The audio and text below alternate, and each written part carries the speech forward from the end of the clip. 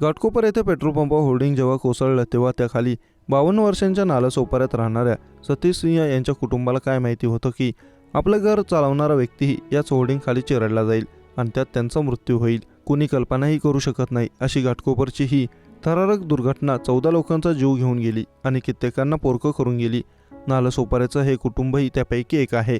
सतीश सिंह हे नेहमीप्रमाणे गाडीची सीएनजी भरायला पेट्रोल पंपावर गेले असता त्यांच्यावर भलं मोठं होर्डिंग कोसळलं। यात सतीश सिंह यांचा दुर्दैवी अंत झाला आणि एका हसत्या खेळत्या कुटुंबाने पाहिलेल्या स्वप्नांची एका क्षणात राख रांगोळी झाली। सतीश सिंह टॅक्सी चालवायचं काम करायचे। सिंह एका सामान्य कुटुंबातले असून पत्नी आणि 3 मुलं असा त्यांचा परिवार आहे।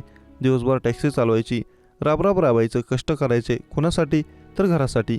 पण याच घरासाठी राबत असताना काळाने त्यांच्यावर घाला घातला आणि सिंग कुटुंबावर दुःखाचा डोंगर कोसळला। होर्डिंग जेव्हा कोसळलं तेव्हा सतीश सिंह हे त्यांच्या टॅक्सीत गॅस भरायला पेट्रोल पंपावर आलेले होते। पण आवाढव्य होर्डिंग कोसळल्यानंतर कित्येक जण त्याखाली चिरडले गेले आणि काही काळाच्या आतच होत्याचं नव्हतं झालं। सतीश हेही याच होर्डिंग दुर्घटनेचे शिकार ठरले। सतीश सिंह यांच्या पश्चात त्यांची पत्नी आणि 3 मुलं आहेत। घरातला कर्ता पुरुषच घाटकोपर होर्डिंग दुर्घटनेत मृत्युमुखी पडलाय। त्यामुळे आता जगायचं कसं, कमावणार कोण, आयुष्याचा गाडा कसा हाकायचा, असे अनेक प्रश्न या कुटुंबाला पडले आहेतच।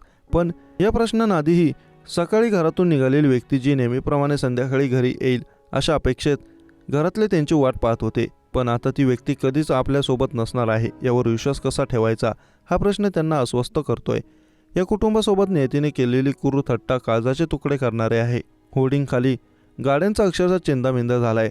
लोखंडाचे गज ज्या वेगाने पेट्रोल पंपावर आदळले असतील त्याच वेगाने आपलं घर चालवणाऱ्या माणसाचा मृत्यू झालेल्याची आलेली बातमी सिंग कुटुंबियांना हादरवणारीच होती। नालासोपाऱ्याच्या कुटुंबाला आता सरकारी मदत मिळालीही, पण आपला माणूस गमावल्यामुळे मनावर झालेली खोलवर जखम कशी भरून निघेल हा प्रश्नच आहे।